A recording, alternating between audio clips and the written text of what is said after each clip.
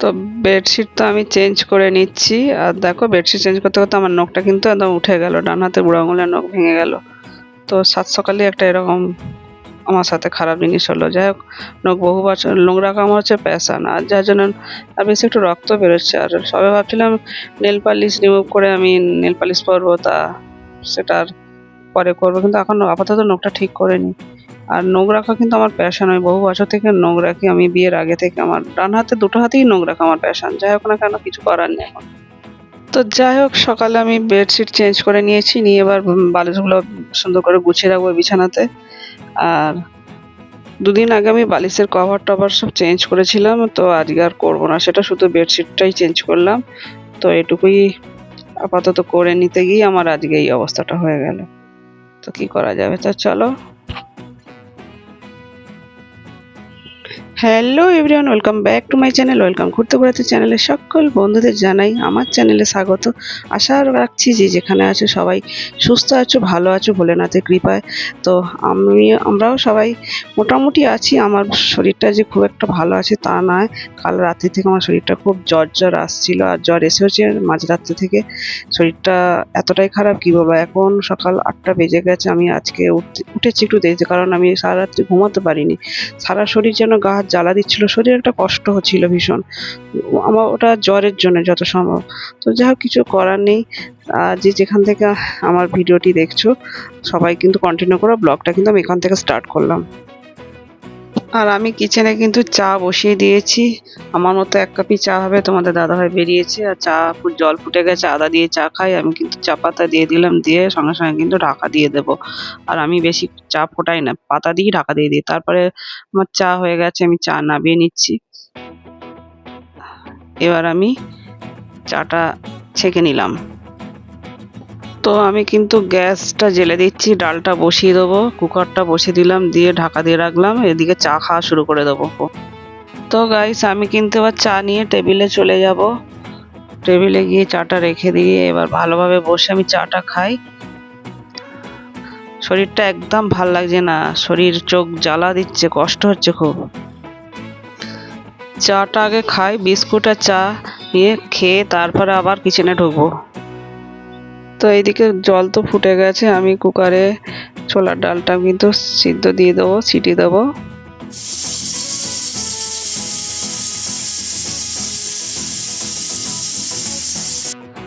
তো গাইস, আমি গ্যাস জ্বেলে নিলাম, নিয়ে আবার কিন্তু কড়া বসিয়ে দিয়েছি। এবার তেল ঢেলে দিলাম, আর গোটা লঙ্কা একটু কেটে দিলাম, আর একটু 5 ফোড়ন দেবো, আর তেজপাতা, এই আদা পেস্ট এটা দিয়ে কিন্তু, আর একটু জিরে গুঁড়ো আর ধনে গুঁড়ো আর টমেটো কুচি দিয়ে দিলাম, একটু লবণ দিয়ে দিলাম যাতে টমেটোটা তাড়াতাড়ি মজে যায়। এবার কিন্তু আমি এইভাবেই রান্না করি, শরীর খারাপ হলে কিছু করার নেই, নিজের রান্না নিজেকে খেতেই হবে, করতে হবে। তো এবার ডালটা কিন্তু আমি সাঁতাল দিয়ে দেবো। তো ছোলার ডালটা তো ফুটে উঠেছে, আমি একটু কসুরি মেথি হাতে ভালোভাবে ঘষে আর দিয়ে দিলাম, ডালের ফ্লেভারটা ভালো আসে। আর ডালটা একদম নিরামিষ করছি তো যার জন্য। এবারে আমি ডাল হয়ে গেছে, আমি নামিয়ে নিলাম, ছোলার ডাল আমার রেডি একদম। তো আমি কড়া বসিয়ে দিলাম, আমি কিন্তু একটু কলমি শাক ভাজবো। তোমাদের দাদা ভাই যে কলমি শাক খাওয়া শাক গেছে, লবণ হলুদ দিয়ে দিলাম, দিয়ে একটু একটু ভাপিয়ে নেবো, ভাপিয়ে জল ফেলে দিয়ে আমি সবসময়।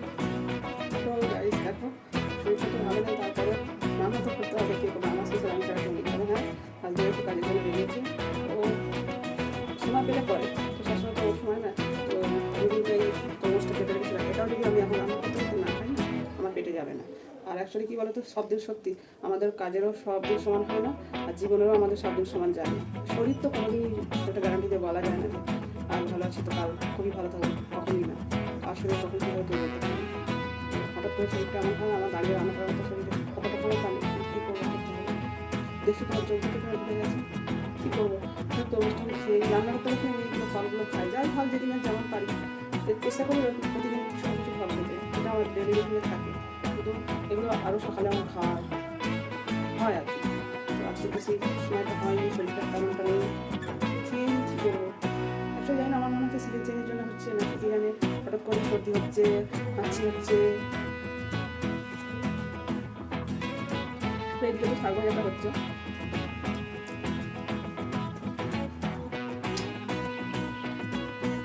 রোদ হচ্ছে না, শরবত খেতে খুব ভালো লাগে। তো এখন সেই এনার্জি নেই শরবত করে খাবো, এমনিতেই সময়ের অভাব খুব না। পরে খেতে খেতে না শাক ভাজাটা হয়ে এসছে, এটাকে আবার দেখতে হবে।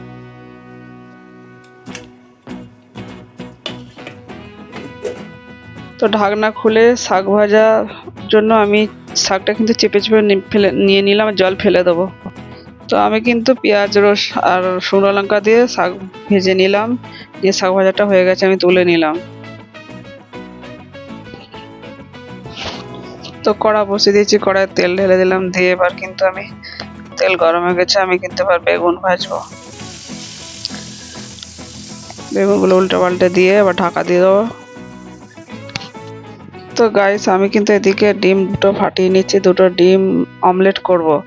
পেঁয়াজ কুচি দিয়ে দিলাম ভালোভাবে, আর একটু স্বাদ মতো লবণও দিয়ে দিচ্ছি, আর একটুখানি হলুদ গুঁড়ো দেবো, দিয়ে ভালোভাবে ফেটিয়ে নেব। ভালোভাবে ফেটিয়ে নিয়ে ডিম অমলেট করব।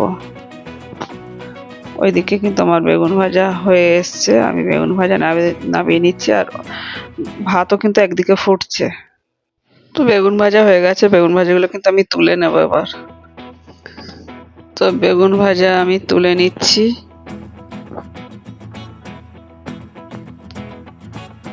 বেগুন ভাজাগুলো সুন্দর করে তুলে নিলাম, এবার আমি কিন্তু অমলেট করে নেব।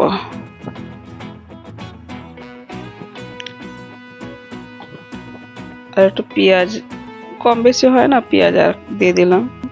তো আমলেটটা কিন্তু উল্টে পাল্টে দিলাম, পুরো উল্টে দিলাম, দিয়ে সুন্দর করে রোলের মতো করে নিলাম, নিয়ে এবার আমলেটটা তুলে নিলাম। আর একটা কিন্তু আমলেট আর একটা করে নেব। তো আমলেটটা আবার উল্টে দিলাম, দিয়ে সুন্দর করে রোল করে নিলাম, নিয়ে আবার তুলে নেব। তো গাইস কিচেন ক্লিন করে কিন্তু আমি স্নান টান সেরে পুজো দিতে বসে গেছি। ভগবানকে ভোগ দেওয়া হয়ে গেছে, আমি ধূপ প্রদীপ জ্বালিয়ে নিয়ে ভগবানকে পুজো দিয়ে দিচ্ছি।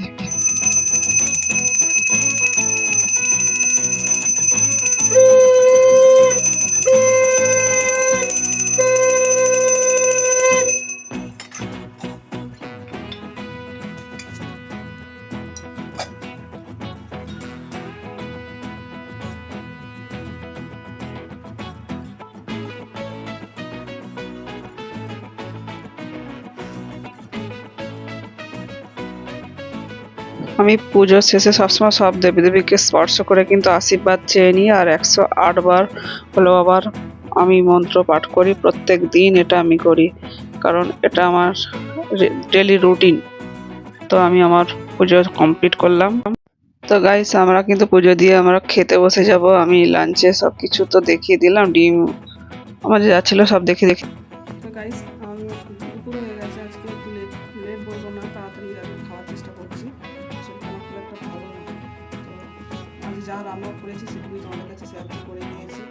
আমি বলে দিচ্ছি, এই আছে আমাদের শাক ভাজা, বেগুন ভাজা, আমলেট, আলু সিদ্ধ, আর এই শসা, আর এই ডাল। এটুকু দিয়ে আমরা আজকে লাঞ্চ সার্ভার শরীরটা একদমই ভালো না, দাঁড়িয়ে রান্না করার কোনো শরীরের ক্ষমতা ছিল না। তারপরে কী করবো, রান্না করতে নিজের সংসার।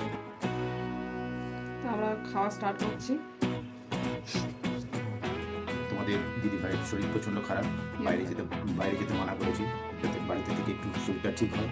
কাজের জন্য বাইরে যাই, আমি সব থেকে যাই না, কাজের জন্যই তো, ওই জন্য তো মানা করেছি যে বাইরে যেতে হবে না, সুস্থ শরীরটা ঠিক হোক তারপর। শরীরটা খারাপ আমাদের খুবই, দাঁড়িয়ে থাকার মতো শরীর কন্ডিশন নেই। চোখের অবস্থা দেখো, চোখ দুটো কিরকম বসে গেছে এরকম। আগে কিন্তু আমার চোখের এরকম ছিল না, আর এতটা আমার ডার্ক সার্কেল একদমই ছিল না, ক্যান্সার ছিল না। কী করা যাবে, চেষ্টা করছি রিমুভ করার। তো আমি এখন কিছু অ্যাপ্লাই করিনি, না করতে হবে। তো চলো খাওয়া স্টার্ট করি। খাওয়া স্টার্ট করি, শরীর একদম পারমিট করছে না, মানে মা বলে এসে ক্ষমতাও নেই। খাওয়া শেষ করি, আবার দেখা হচ্ছে তোমাদের সাথে। তো গাইস সন্ধ্যা হয়ে গেছে, আমরা চা খেয়ে নিয়েছি। এবার কিন্তু আমার শরীর খারাপ নিয়ে আমার ওই একটু পরোটা করব, মুখে ভালো লাগছে না, তো ভাবলাম একটু পরোটা করি। আর পরোটা আগে কিছু হয়ে গেছে, আমার ভিডিওটা প্রথমের দিকে যতটুকু পেরেছি করেছি, আর তেল দিয়ে পরোটা করছি। সানফ্লাওয়ারে যদি করি, আর কোনো সময় মন গেলে ঘিতে করি, তবে তোমাদের দাদা ভাইয়ের জন্য আমি ঘিয়ে পরোটা এখন করছি না বেশ কিছুদিন। তো দুটো একটা এভাবে করে নিই পরোটা। আর ওবেলার ছোলার ডাল আছে, ওই ডাল দিয়ে কাজে বেলাটা রাত্রিটা চালিয়ে দেবো। আর এইভাবে পরোটাগুলো একটা একটা করে সব করে নিলাম। গাইস এখনো বেশ রাত্রি হয়ে গেছে, আমি খাবার বেড়ে নিচ্ছি দুজনার। সিমাই ছিল কালকে, আমি করেছিলাম রাত্রে সিমাই একটু রেখে দিয়েছিলাম।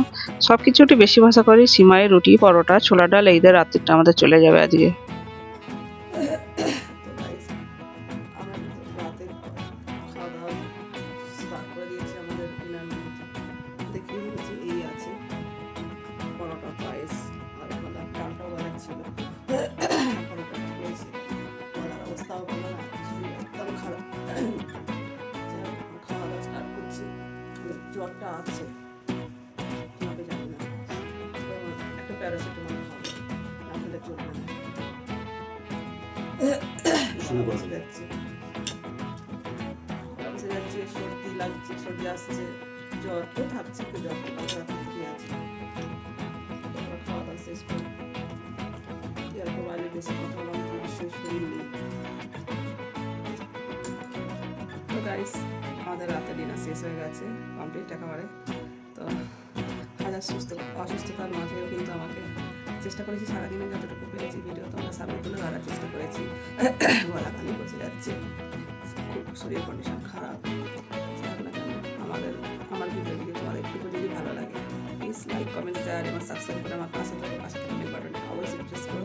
যে যেখানে আছো সবাই সুস্থ থেকো, ভালো থেকো, ভোলেনাথের কৃপায়। আর যেসব বন্ধুরা আমার ভিডিও দেখছো এখনও সাবস্ক্রাইব করো প্লিজ, ঘরের মেয়ে, ঘরের বোন এবং দিদি ভেবে কিন্তু আমার চ্যানেলটাকে সাবস্ক্রাইব করে দিয়ে আমার পাশে থেকো। আর সবাই সুস্থ থেকো, ভালো থেকো। Love you all, take care, good night, tata. সবাই ভালো থেকো।